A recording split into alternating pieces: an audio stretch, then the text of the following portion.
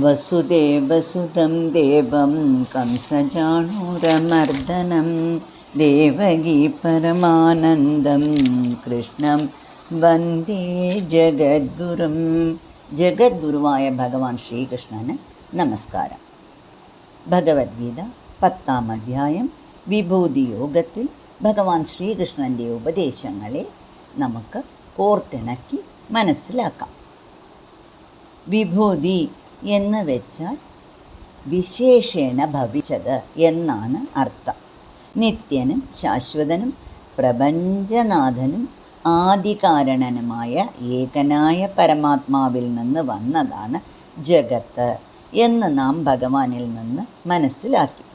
പരമാത്മാ ചൈതന്യത്തിൽ നിന്നും ഉണ്ടായ ഈ ജഗത്ത് തന്നെയാണ് ശ്രേഷ്ഠമായ വിഭൂതി.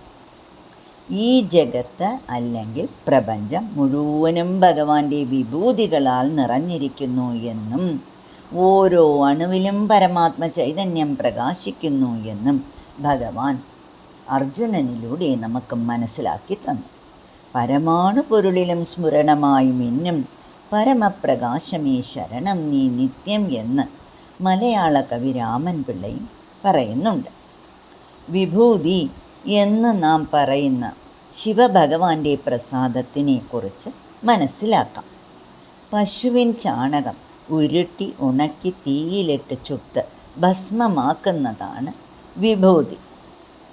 മലിനവും ദുർഗന്ധമുള്ളതും കറുത്ത നിറമുള്ളതുമായ ചാണകത്തിൽ നിന്നും ഉണ്ടാകുന്ന വെളുത്ത മിനുസമായ ഭസ്മം ശിവന് ഏറ്റവും ഇഷ്ടപ്പെട്ട വസ്തുവാണ്. ഭഗവാന്റെ അഭിഷേകത്തിന് ഉപയോഗിച്ച് അതിനെ പ്രസാദമായി നമുക്ക് നൽകുന്നു. ചാണകത്തിലും ഭഗവാന്റെ ദിവ്യാംശമുണ്ട് എന്നാണ് ഇതിലൂടെ നമുക്ക് മനസ്സിലാകുന്നത്. ഭഗവാന്റെ യോഗം, വിഭൂതി ഇവയെക്കുറിച്ച് നമുക്ക് മനസ്സിലാക്കാം.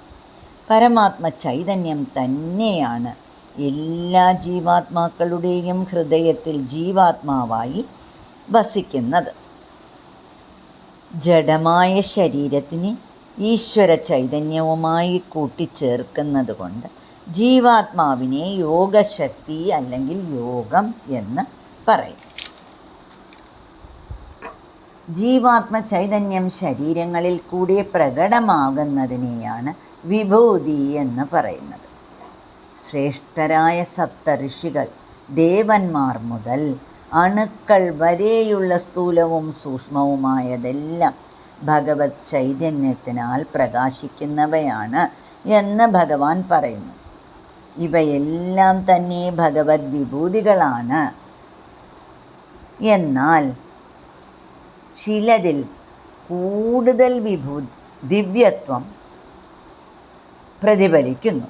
അതായത് പ്രപഞ്ചവസ്തുക്കളിലെല്ലാം ആത്മചൈതന്യം തെളിഞ്ഞ് പ്രകാശിക്കുന്നു എങ്കിൽ ചിലതിലൂടെ കൂടുതൽ ദിവ്യത്വം പ്രകാശിക്കുന്നു. ഇതിനെ ദിവ്യമായ വിഭൂതികൾ എന്ന് പറഞ്ഞ് ഭഗവാൻ അർജുനന് കാണിച്ചു കൊടുക്കുന്നു. ദിവ്യമായ വിഭൂതികൾക്ക് ഉദാഹരണമായി ജ്യോതിസ്സുകളായ സൂര്യചന്ദ്രന്മാരെയും മഹാസമുദ്രം, മേരുപർവ്വതം തുടങ്ങിയവയെയും ശ്രേഷ്ഠരായ ഭൃഗു, നാരദൻ തുടങ്ങിയ മുനികളെയും അസുരബാലനായ പ്രഹ്ലാദനെയും ദേവഗുരുവായ ബൃഹസ്പതി, ദേവദേവേശനായ ശങ്കരൻ, സുബ്രഹ്മണ്യൻ മുതലായവരെയും മൃഗങ്ങളിൽ ഗരുഡൻ, അനന്തനാഗം, ഐരാവതം, കാമധേനു ഇവയെയും എല്ലാം അർജുനന് കാണിച്ചു കൊടുക്കുന്നു. മാത്രമല്ല സൂക്ഷ്മങ്ങളായ സൃഷ്ടി, സ്ഥിതി, മൃത്യു ഇവയും ശുദ്ധമായ മനസ്സും മനസ്സിലെ വികാര വിചാരങ്ങളും ത്രിഗുണങ്ങളും എല്ലാം ഭഗവത് വിഭൂതികളാണ് എന്ന് ഭഗവാൻ അർജുനന് മനസ്സിലാക്കി കൊടുക്കുന്നു.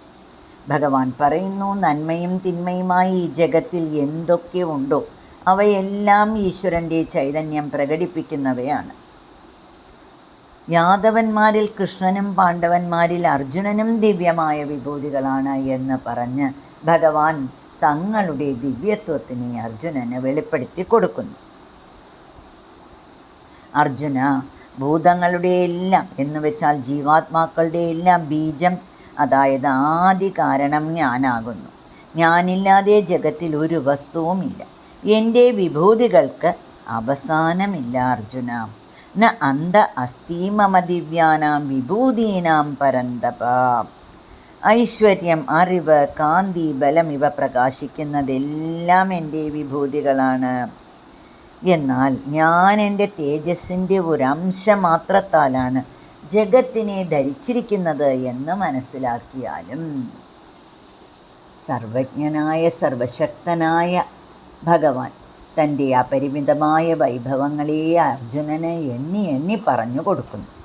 ജഗത്തിനെ മുഴുവൻ പരമാത്മ ചൈതന്യമായി കാണാനും നമസ്കരിക്കാനും ഉള്ള വിശാലമായ അറിവും വിനയവും അർജുനന് ഉണ്ടാക്കി കൊടുക്കുന്നു ഭഗവാൻ. ശുദ്ധമായ മനസ്സ് കണ്ണാടി പോലെ ആത്മചൈതന്യത്തിനെ പൂർണ്ണമായി പ്രതിഫലിക്കും. ഇങ്ങനെയുള്ള ശുദ്ധ മനസ്സിന് മാത്രമേ വിഭൂതികളെ ഉൾക്കൊള്ളാനും തുടർന്ന് ഭഗവാൻ വർണ്ണിക്കുന്ന വിശ്വരൂപ ദർശനം കേൾക്കാനും കാണാനും സാധിക്കുകയുള്ളൂ. ഭഗവാൻ ശ്രീകൃഷ്ണൻ അർജുനനെ മാനസികമായി ഉയർത്തുകയാണ് വിഭൂതി യോഗത്തിലൂടെ ചെയ്തത്.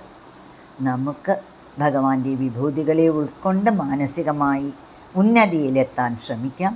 നാരായണ അഖില ഗുരു ഭഗവൻ നമസ്തേ.